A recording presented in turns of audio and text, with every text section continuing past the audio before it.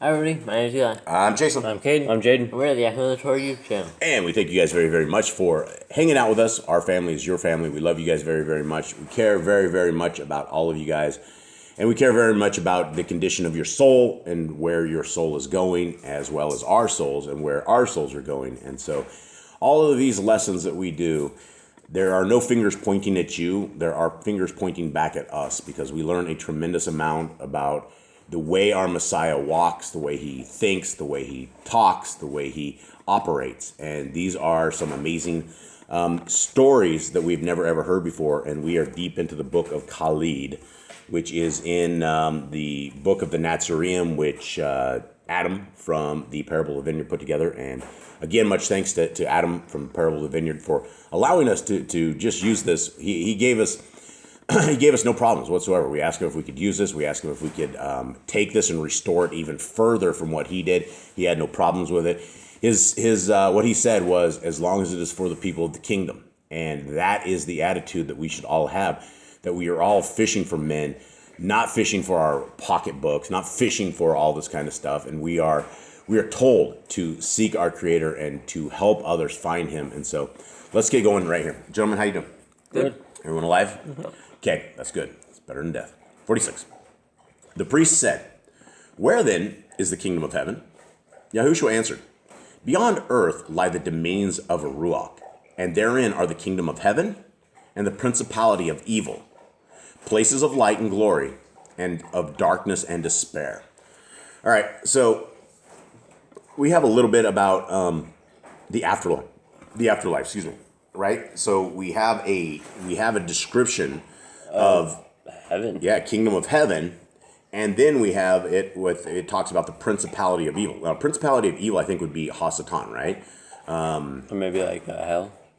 Well, this one is capitalized, right? It says principality of evil, unless hell is a common or a proper name. Yeah, people do like cities and stuff, like places. Yeah, I guess that could be it.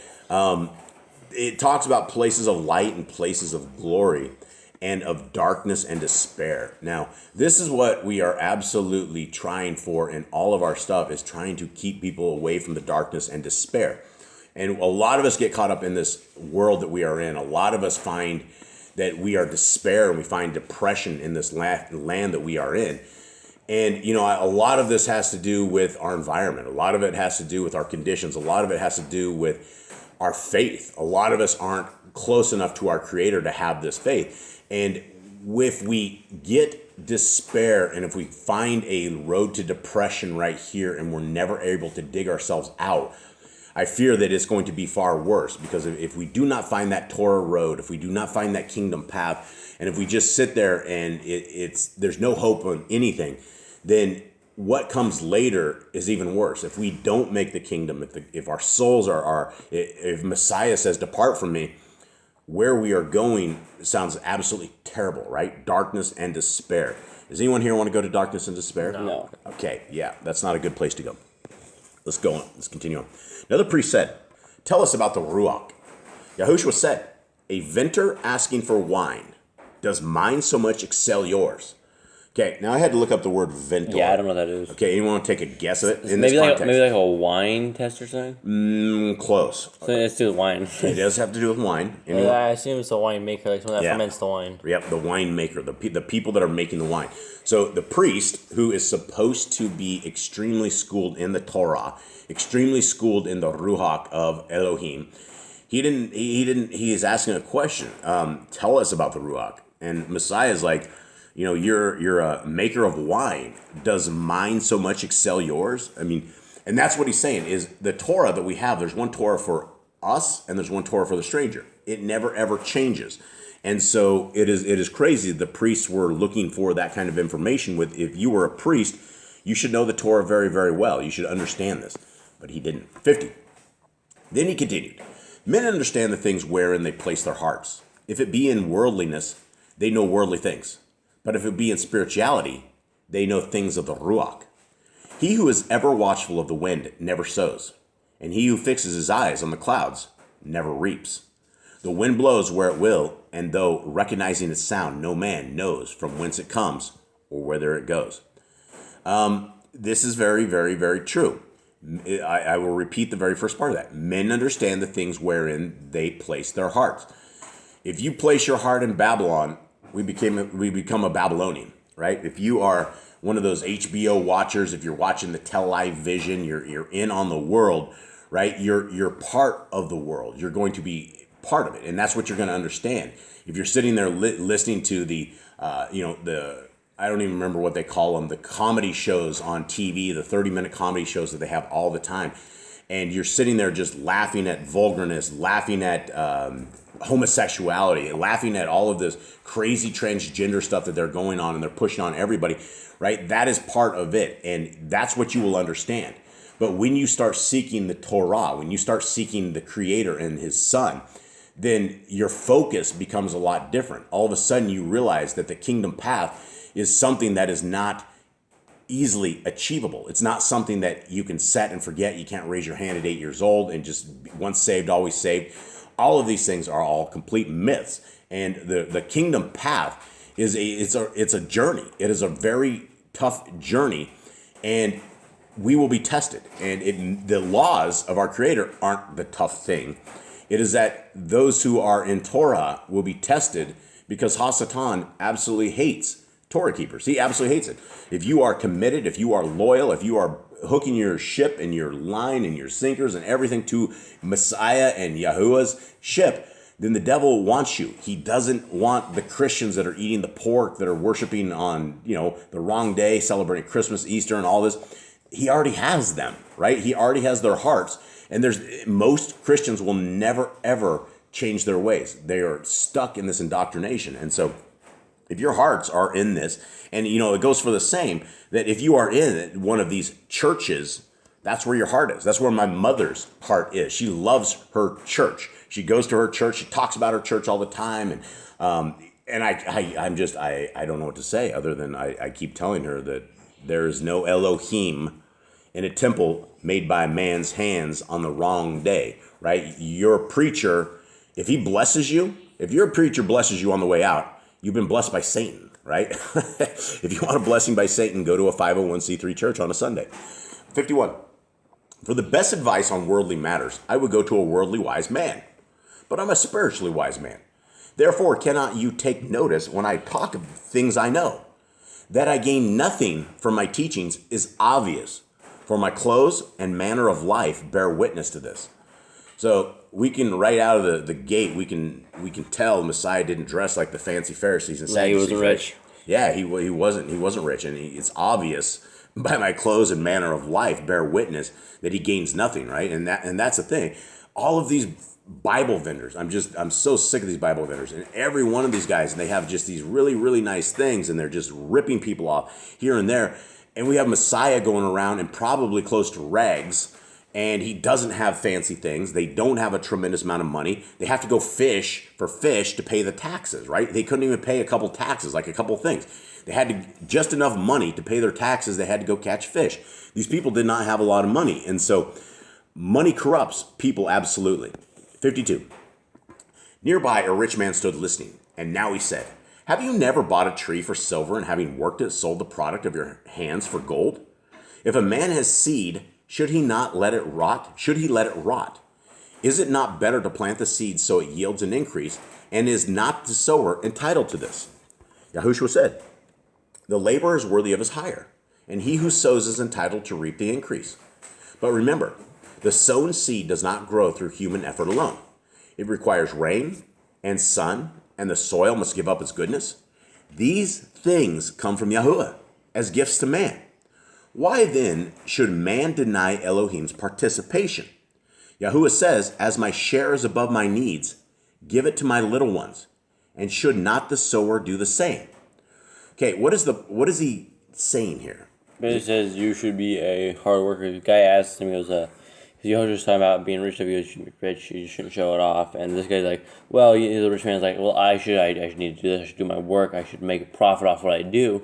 And Yahushua's like, you are worthy of your work. Whatever you do, you go with human increase. Yeah, this is a farmer guy. This is a guy that's talking about this, and he goes, if whoever I have as a laborer, he's worthy of that hire, and he who sows is entitled to reap the increase. So if you are a business farmer guy and you are in the business of making more food, he's saying that is his.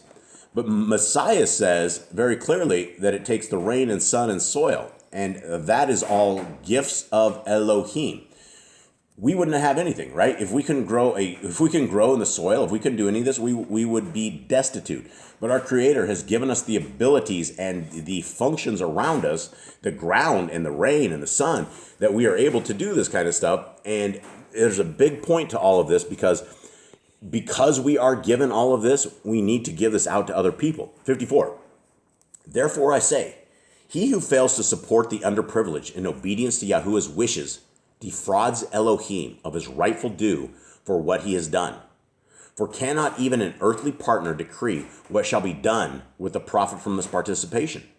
I assure you, no man has ever made a profit wholly through his own efforts, and fraud perpetrated on the Most High Elohim will not be overlooked.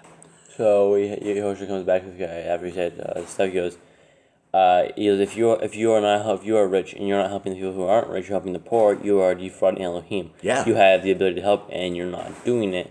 You know what your problem, you know what you're gonna make, you know how much money you're gonna have, and you have more than excess. You should be helping that, or if not, you are defrauding Elohim. Yeah, absolutely. 55. The rich man said, your words sound well, but the holy books say the donkey is loaded according to its strength.